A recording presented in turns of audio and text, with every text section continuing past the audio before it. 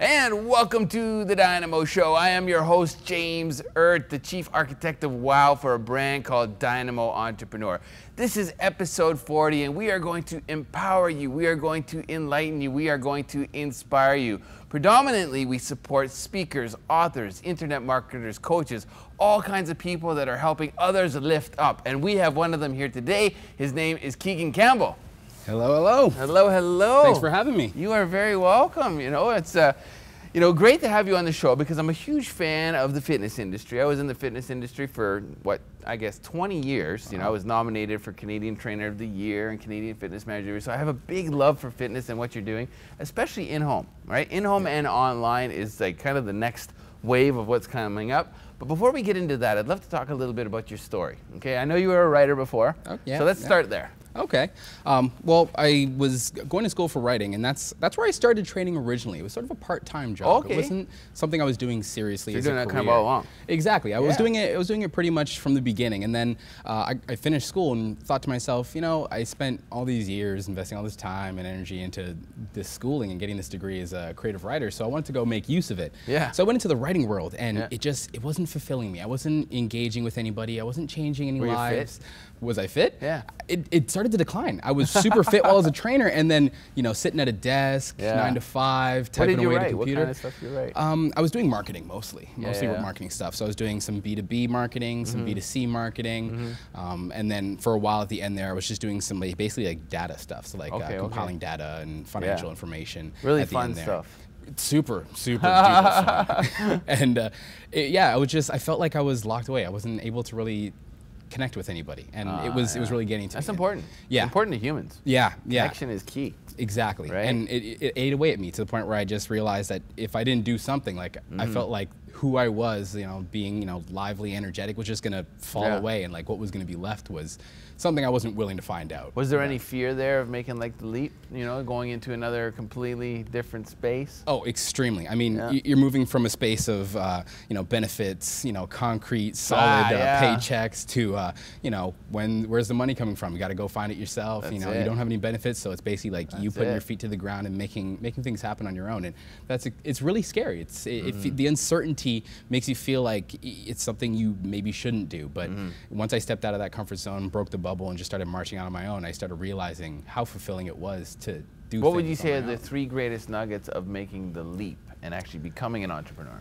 Making the initial leap? Yeah. I'd say the 3 major nuggets. One was my father instilled in me a rebellious nature and a love for standing at the forefront and leading things. And that energy, that idea of like trying to create something myself was one of the major nuggets that kind of so you're like an alphapreneur. I guess that's a great way to put it. I'm going to steal that one from you. There you go. But yeah, I actually stole it from one of our last guests. I learned a lot on this show. You just keep passing along. You're going to teach me something today. Awesome. So yeah, that's one of them. Another one I'd say is learning from your past. Okay.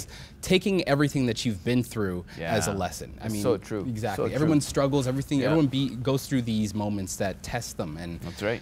It's about looking back on them and taking the information you can from them to try to apply it to your future, so you could make your future better than it could possibly be if you were to just, you know, forget it and That's act so like key. it never happened. That's Yeah. so key. Yeah. Yeah. What would you say, like, if you were to message your younger self, you know, with the wisdom that you know now?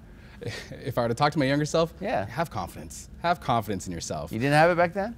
I'd say that, no, not really. I was, oddly enough, a much more introverted individual as a child. When I was a kid, you know, I had that rebellious side to me, but it was a very quiet storm. Okay. And so, you know, I was very introverted, very quiet, very reserved. And Yeah. if I could tell myself anything, is be confident, because not only should you know that you're good enough, but everyone else is questioning themselves just as much as you are. So much so they're not paying attention to you. So you don't have to worry about what other people think. You just do And you. people and love enjoy. confident people. Yes, they You do. know, they don't like arrogant people, but they love confident people. It's about balance. That's Find right. that balance between the two. It is. And you know, it's interesting because I'm trying a bunch of new techniques with my own personal development and with my own speaking, and I find the more confident, you know, more bold, we'll call it, you know, some may look at it and go, okay, that's arrogant, but they don't still know me yet. There's a lot of love put into it, but it's really attracting a different crowd, a much larger crowd, actually, just by having that confidence and putting it out there to the world. People want those strong leaders to follow. Exactly. You know, and being a leader as you are doing what you do. Now, I know you're into online personal training, and I know you're into in-home personal training.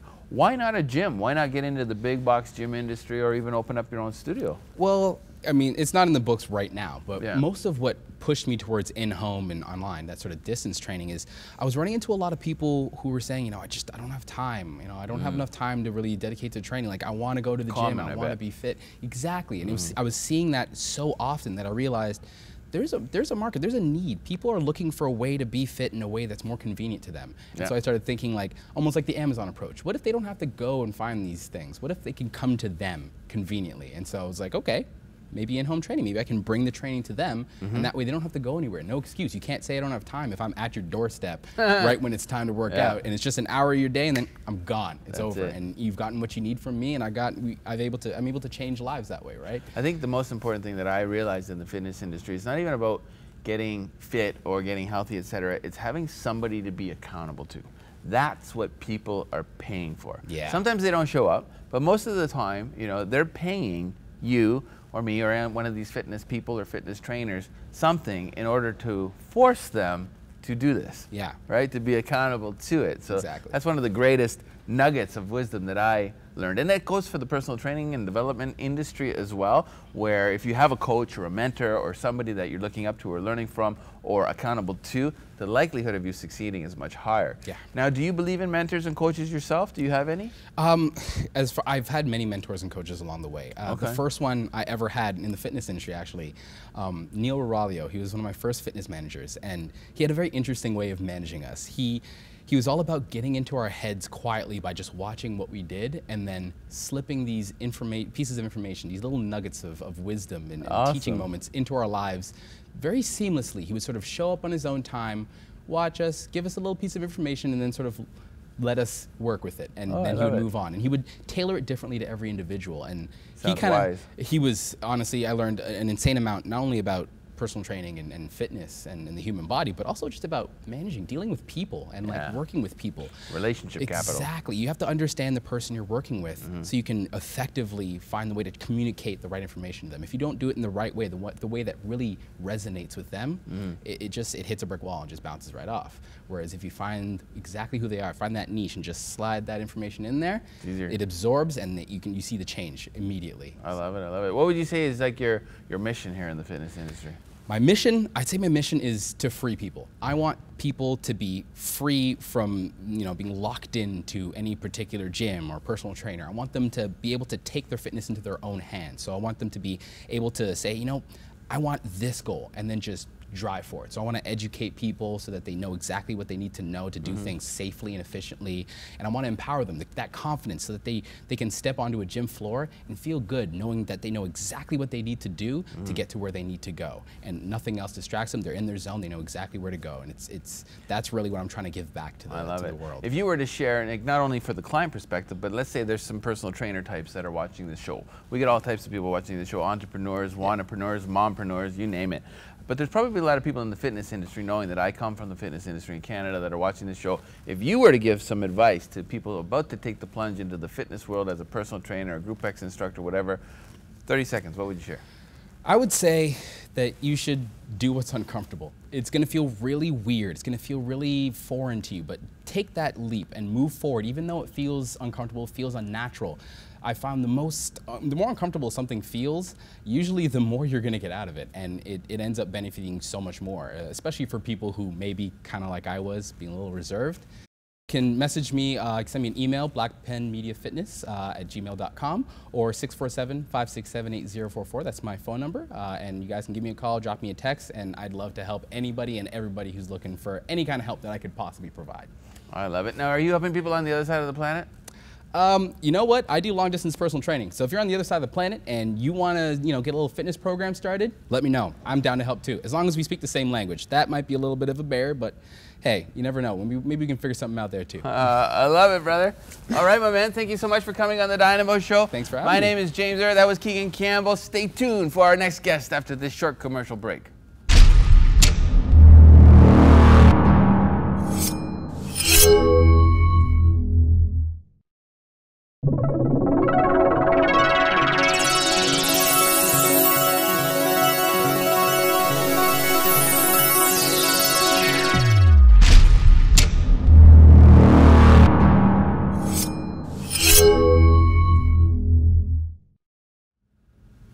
Welcome back to episode 40 of the DYNAMO Show. I am your host, James Erdt, the chief architect of WOW for a brand called DYNAMO Entrepreneur. We are here to support not only you, but also the experts in the world who are living well and doing good, taking that oxygen mask and putting it not only on the world, but also putting it on themselves. And we have a master strategist and life healer here today. Her name is Dana Pharant. Hi, hello, James. hello, hello. So good to see you. Good to see you. Yeah. Finally we connect, I know. and we're here on the DYNAMO Show together. Yeah. So let's get right into it. Let's talk about growing up in a cult. Okay. So I grew up in a cult, and for me that was a pivotal point of being able to stand in my power. So you can imagine, you grow up in a cult, and there's all this oppression, and you're told what to do and how to think, and that's in there all day in and day out. Wow. But I knew it wasn't for me. Where was it? Jehovah's Witness. Okay. So I knew it wasn't for me. Yep. And the push every day got stronger to leave. Okay. But it meant I had to leave. How old were you before you recognized that? I figured that out about 14. Okay, so a long journey. Long journey. So by the time I was 18, it was like, this has got to change. And I had to leave everyone and everything in order to leave. So that really was a pivotal moment for me. So you had to switch tribes altogether. Absolutely. Now I know you went into a tribe, in the kink side of the world, right? Yes. So let's go there. Let's talk a little bit about kink. Yeah. So 2006, I got involved with that. Yep. And it was nothing like I thought it was going to be. Okay. So I had had some sexual abuse in my past growing up. And when I got involved with kink, it was a way for me to actually get it out of my body.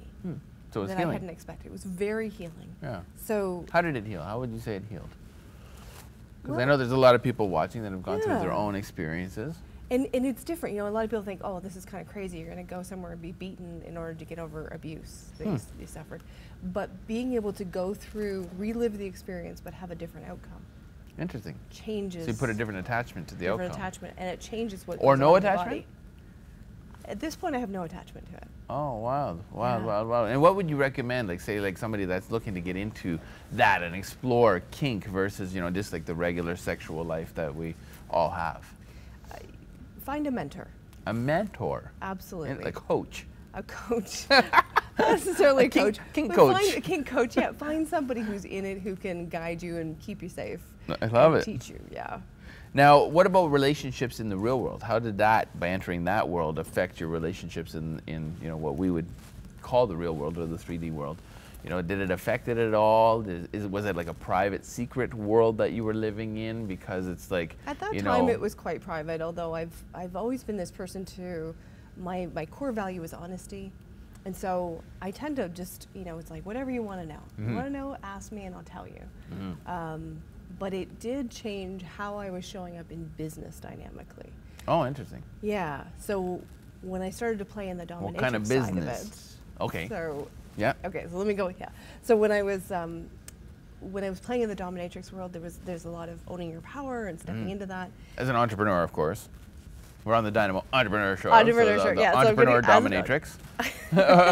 I love it. I love it. So, but in other business, when I Yeah. would pull that energy in, Yep. right, then I could pull people in magnetically to me. I could ask for what I wanted. Oh, true. You know, speak out. I Yeah. can reach out for pitch Especially men, I'm sure. opportunities. Men love it. Yeah. Yes, they love that energy. Now, what kind of men would you attract in your personal life? Well, it took me a little bit to kind of, unpack all of that. Eventually, I started attracting much better caliber men. In fact, my husband is a wonderful partner, absolute my rock. When you say better caliber, let's not talk about your husband. Let's talk about pre-husband. Pre-husband? Because, I mean, it takes a lot for a man to be okay with what you do, Yes. right? Like, it takes a specific type of confident individual, Yes. bordering probably, arrogant, narcissist, overconfident, in order to be able to be okay with what you do. Tell us about that. Well, you know what? For my husband, when we met, I was at a point where I was completely willing to be single. Okay. I was really comfortable with Yep. it. I was having a good time. I actually Okay. had 4 guys on the go at that point. Okay. And he came on the scene, and I'm like, okay, so here's what you got to deal with. We got the kink thing going on. I got my own business. I'm pretty strong. We've got a few other things on the list. And if you're not okay with it, you need to go. Yeah. This was like date number 1. What does he Like, do? What does he do? Just out of curiosity. He's his own boss as well. Okay. Bobcat mechanic. Okay. Yeah. I was gonna Yeah. say, is he in that No, world he's as not well? in that world. That's not his Yeah. thing either. Yeah. But in our dating and having these open, honest conversations, he was able to come around to being comfortable with it, and he's very supportive of me. That's cool. Now, what would you say is the greatest gift that you received from being in that world? I think 2 things. One, the dynamic healing that I experienced, The dynamic healing. I love it. Yeah. I love it. and being willing. I don't think many people would say that. I've had many workers from that industry here on the show Okay. before, and it was more of a negative spin on a lot of it, right? Oh. So just, I know it gives you amazing resourcefulness, et cetera, and what I've learned from a lot of, the ladies that were on here, a lot of negativity and a lot of stuff that they had to overcome afterwards. Like the positivity came after, not necessarily in it. You're healing in it. Yes. Which is a very different spin. Yeah. Right? I love that. That's Perhaps cool. I lucked out in finding some really amazing people to play with. Okay. You know. Yeah. And did you treat it like a regular business? Like, were you like advertising and marketing? So and I should clarify. Yeah. I didn't do a lot of pro work. Okay. It was mostly in my personal life. Oh, I see. So and now the professional part of it is the energy of the dominatrix. Ah. So I work to be Very bringing cool. out the inner dominatrix Yeah. of people. Yeah. And now, do you work predominantly with women, or do you work with men? I have recently just opened it up to men as well. Okay. I started out with just women because I thought, well, men are going to misunderstand what I'm doing. But there's a lot of men who are very intrigued, and they also want to get in touch with that power I'm sure. in a way that's What is healthy. the gift and the power of that? The gift, so it's not the power over that a lot of people think that kink is, but it's a power in a way that you can be of deep service to your clients. Yeah. You can be completely present and connected. That vulnerability, to me, vulnerability, presence, being connected is power. I agree. Can I share something vulnerable in front of 6 million people that I've never Please. shared before? Yes. Or even on television? Awesome. So I was dating a goth chick, we'll call her, Yeah. okay? Back in the day, I got a little bit bored. I was, in the club scene and stuff like that, just dating like regular people. Yeah. And I was a go-go dancer at the government nightclub, and she was dancing as well. And we were on different cool. podiums, and one day we connected, and it turns out she was like this goth chick. So she taught me about pain. And took me into some experiences that were kind of like mind-blowing that I never thought I would have gone into. Yeah. But it was about absorbing it versus repelling it. Yes. Absorbing the pain versus repelling the pain. Yeah. And I've carried that with me through immense pain in my life. I've applied that in a number of ways, and that's the greatest thing I learned from the kink industry. Yeah, the surrender. Being able to surrender into the pain or into the moment or whatever's going on, when you can drop into that surrender, it's transformative. Totally. Yeah. It's the resistance. When you resist it is when it hurts. Absolutely. That's when it hurts. That's one of the greatest lessons I've ever learned from that, you know, experience and that young lady, you know. And that's a big It wasn't part for of me long term, right? It wasn't really my thing, but you know, I got into my own thing, etc. But you know, I wish her well, right? Yeah, She's still into it. She's actually a pinup girl, so cool. so she's in all the different magazines and stuff like that, and she's taking it into a career of her own, but more as like a model. You know, doing all kinds of like, you know, lace and leather stuff, and it's just really, really cool. Fascinating industry. It was wild. I was like going to these parties with all these people with black hair, black makeup, completely pale skin. I'm blonde, tanned, buff. You know, at the time I was like, totally did not fit into this scene. I was like, who is this like surfer boy? You know, what is he doing here kind of thing. So, but it was wonderful. It was very accepting. I loved the industry because there was no judgment. Nobody judged. Everybody was just completely open and accepting of pretty much everything. Yeah, it was wild. So what's next for Dana? So my big thing is working with groups and individuals. Yeah. Entrepreneurs. I love working with entrepreneurs and getting them into this energy. Oh, wow. So that they can really become magnetically attractive to clients. Yeah. And own that, be the boss. Yeah, be the boss. So if you were to share some, you know, people that are into getting into this type of energy work, let's maybe talk a few nuggets of wisdom with our audience. Yeah. Care to share? So I would say one of the biggest things to start out with is to notice where your energy is and letting it expand out as big as the universe or beyond. And in doing that, what you do is you allow yourself to become spacious like the wind, as opposed to when you're pulling in and you're shielding and bubbling and doing all of that, you're becoming like a wall. And if we imagine that other people's stuff is like Post-it notes, then would you rather be the wall or the wind, right? And so the more you are expanded out, the more you're able to sidestep all this stuff that comes at you, and the more you're able to stay centered in who you are. I love that. I use water. Yeah. Flow like water. Water's great. All right. Dana, Pharant, I am James Erdt. This is the Dynamo Show, episode 40. Stay tuned. We have our next guest coming right up.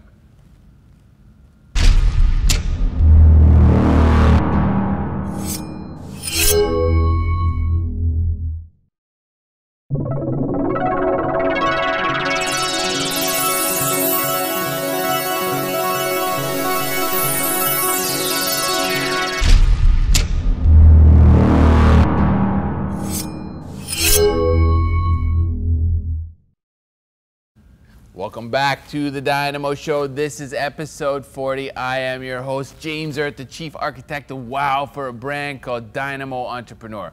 We support experts in living well and doing good.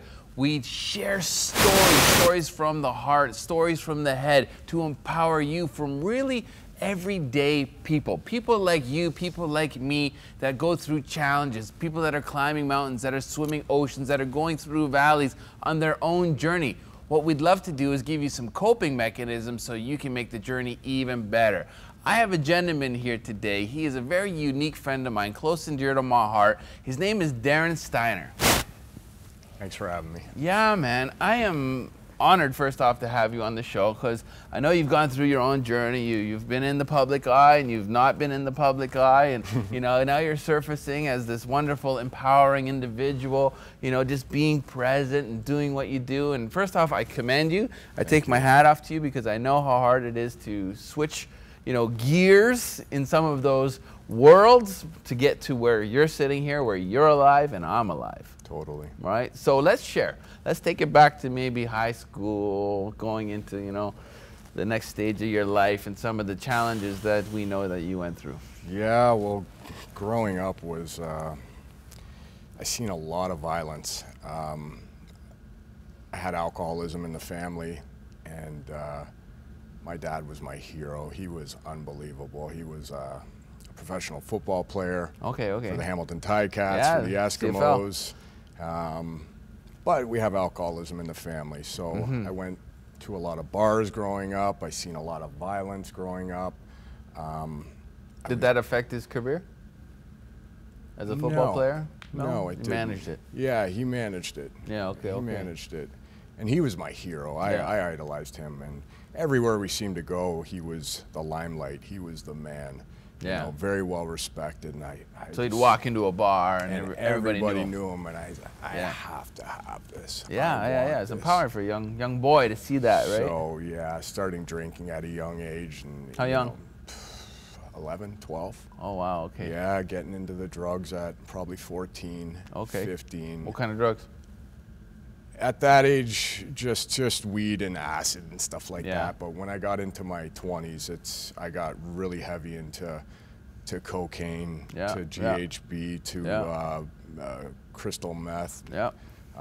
Same. Opiates. MDMA. Everything. I got name addicted to everything: sex, food, women, everything. So you lived a boring life. Oh, it was exciting. It was like, don't get me wrong, I've had a lot of bad things happen, but it was fun. You know, when the highs are really, really high, so are the lows. Totally. So, you know, as I was saying, I wanted this, so I started lashing out. I started getting into the fights in the bars myself, and showing up at high school and just completely. Where did you grow up? What area? In Burlington, Ontario. Yeah. So going into school all beat up every day, going to the bar the night before, and you know, with your father, and drinking and fighting, and going into school. So you're like, you're backing your dad. A spitting image. I was backing him too, and. It was fun, and you know, and then you get into your 20s and you start to question things. This is not right. This is not normal. I've been to prison twice. Yeah. You know. What age? I went when I was 17, and I went again when I was 19. I went at 18. So did you really? Yeah. And countless holding cells, overnights, and stuff like that. And you know, I was dealing with a lot of psychiatrists and stuff like that, and you start to question, like, this is not normal. Okay, this is not right. So now let's say you didn't go through what you went through with your father. Let's say he wasn't the mentor and he wasn't the person you were looking up to.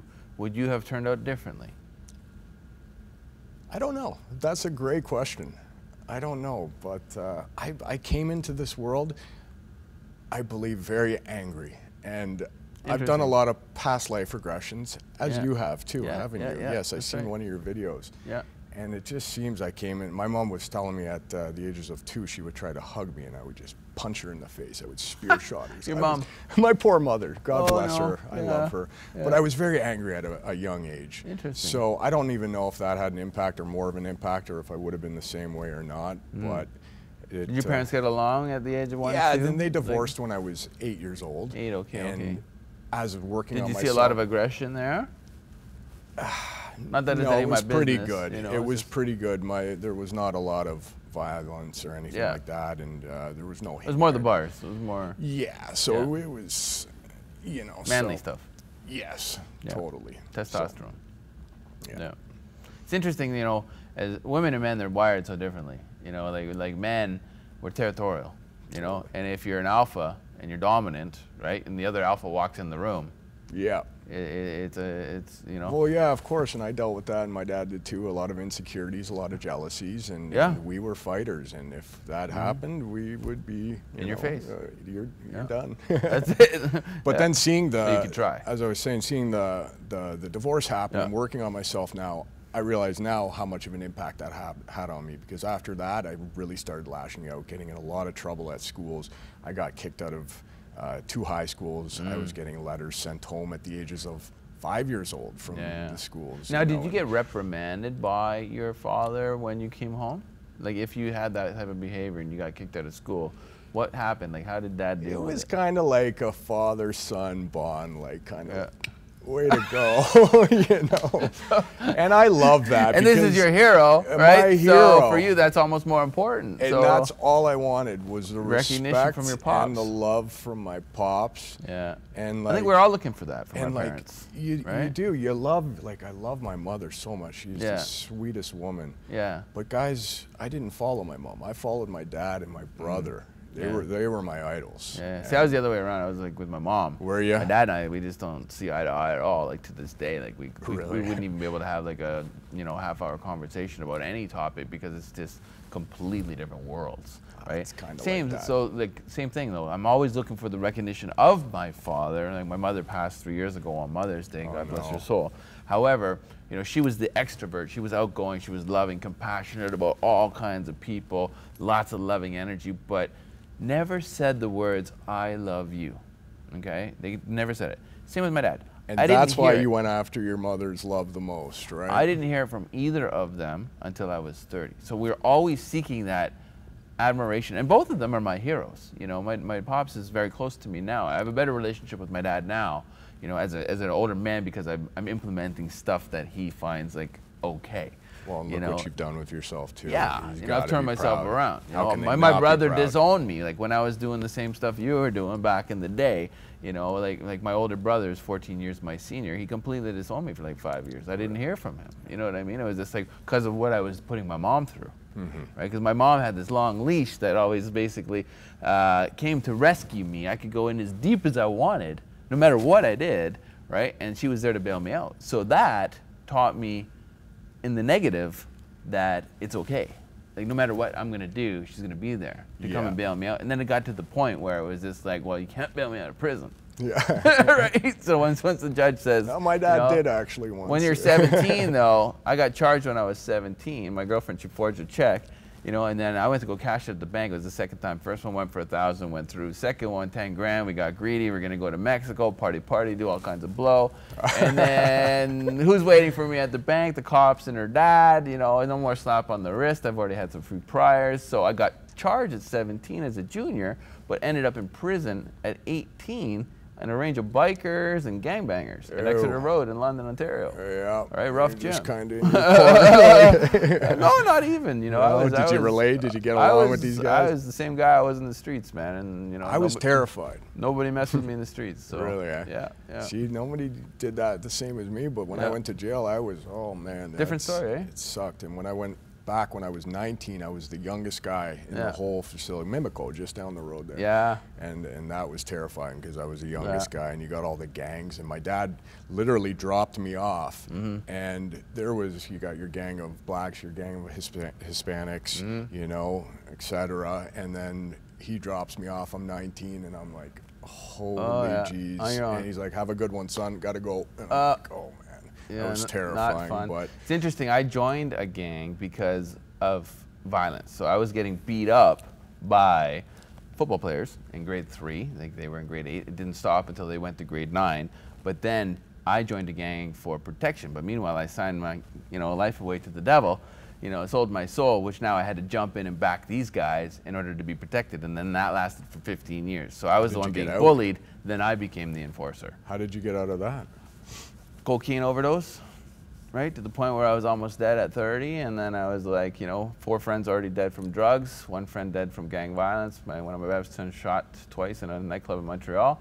My daughter looks at me, she's like, Dad, she goes, what happens if you either end up dead or in prison? What if I need you? What if I need you? And those words, what if I need you, put an arrow in my heart, and that was it. I was like, okay, I'm done. Cold turkey, celebrated 15 years sobriety, like on February 23rd. We're going to go to a short commercial break. I am James Erdt. I'm here with Darren Steiner. Stay tuned.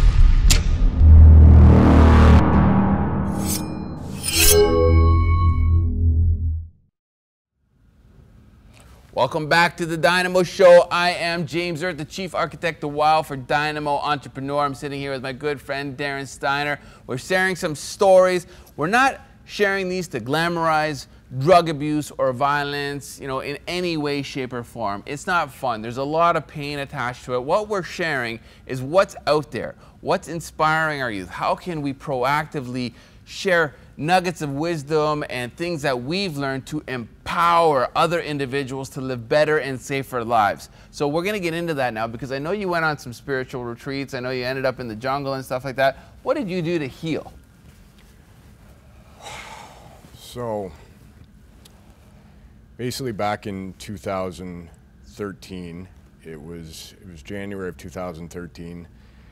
I was getting into a bunch of fights. I got into a bunch of fights one night and ended up getting into a horrific accident. Personally, I don't really want to get into the accident, but it almost cost the life of myself and a very, very dear friend of mine. And that was a turning point where it was like, enough is enough. It just broke my heart. That was the final straw. So then right after that, I checked myself into a rehab facility in Ottawa called Serenity House. And I went in there basically crawling, addicted to probably 4 or 5 different things, pills, cocaine, opiates, alcohol, cigarette, all this, and I just gave up everything. Escapism. But it was the first time I actually had an 8-hour sleep, because I was involved in so much crime and criminal activity and so much stress that I never would sleep. And so I went into rehab, and it was the best decision I ever made. I went there for 3 months, completed it. Good for you. No relapse? I relapsed at 4.5 months. Briefly. Yeah. Brief relapses. But I kind of got the tools I needed. And then I went out to Vancouver for a month with my cousin, and he kind of introduced me to this spiritual path. And after that, I went to Thailand. I got some guidance from him, and I went to Thailand and lived in the jungle for 3 months with probably the only guy in my life that has literally got through to me, that was able to break me down internally and get to the root of all my issues. Wow. And this guy was powerful, just a little Peruvian guy, and I was terrified. So this is South America then? This was this was before that. Okay. So this was in Thailand, and I finished that, and after that, after Thailand, I never touched a drink, a drug, anything ever again. That was November, ever. And that was November 4th, 2013. I've been clean and sober since, so yeah. Yeah, man. Very proud day. And but you got to get to the root cause, right? And then that's not easy. After that, like we were talking about before, I really hurt myself. I had a lot of concussions, a lot of drug use, so the serotonin, the dopamine, all that, I wasn't producing. I wasn't feeling good, so I needed more. I needed to just continue. So I was continuing on with the AA path. I did that for a year, and I still wasn't feeling, I felt that there was so much more. So then I kept hearing about ayahuasca. Plant medicines. The plant medicines. So I kept coming up for me, so I feel I was being kind of called to it. Wow. So I went to, I dropped everything. A very materialistic guy, cars, clothes, girl, all the material things. I sold every item I had. The monk who sold his Ferrari. Exactly. Attachment I had, I gave it up. Yeah. And good move. The best decision I've ever made in my life.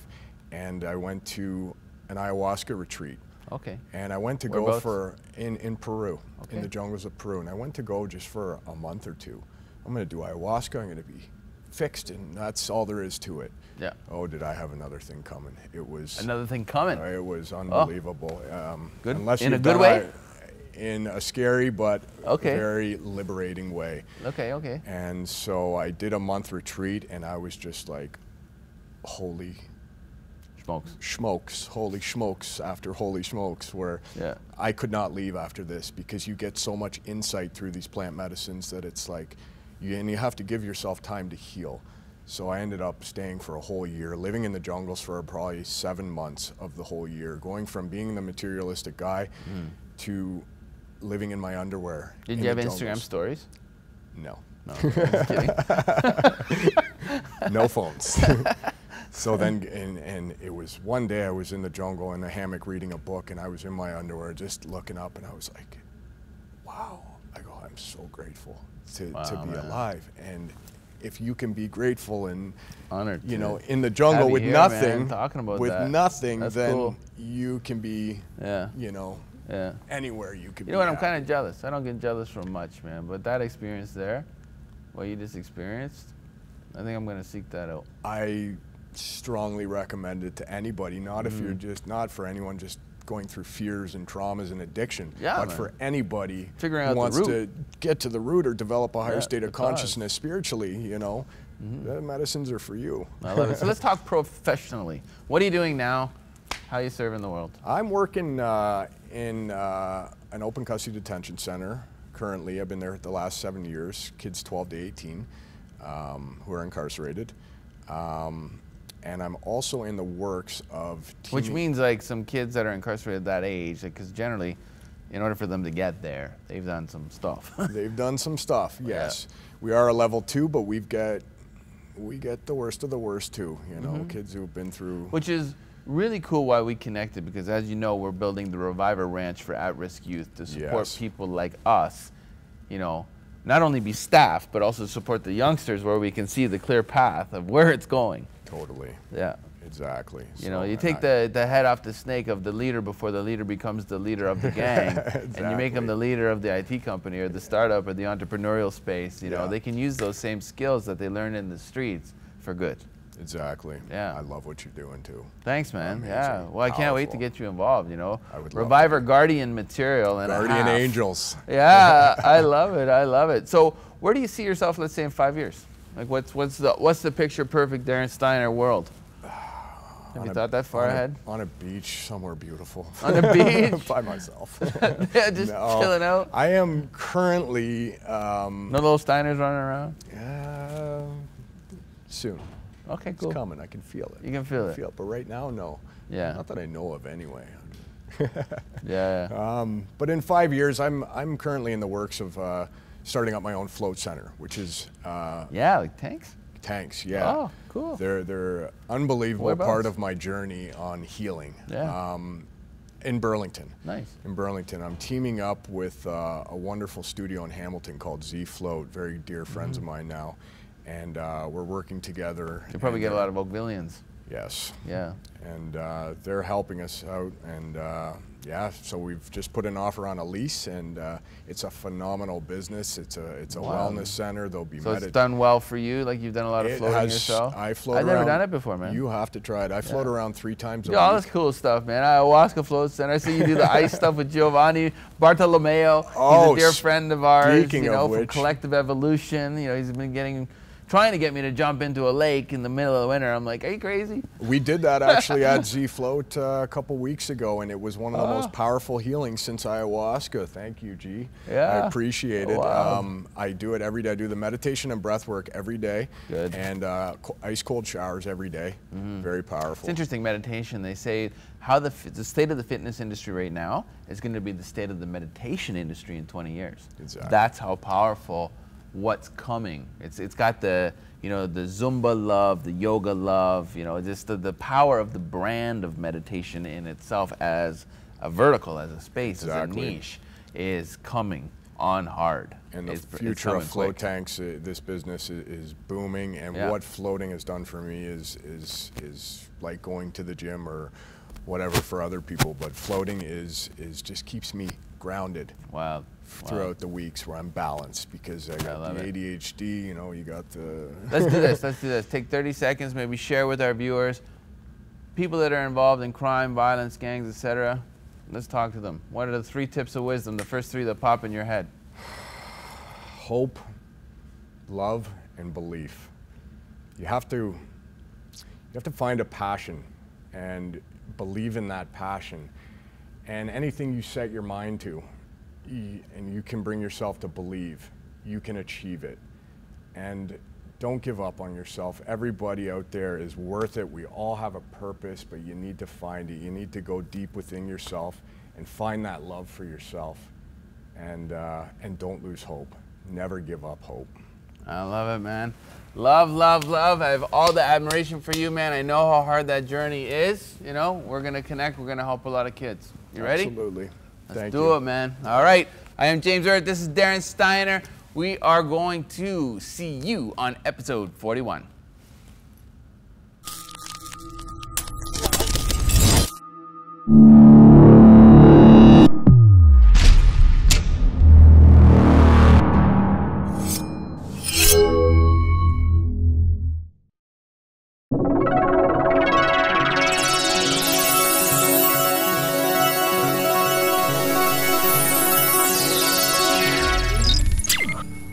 you.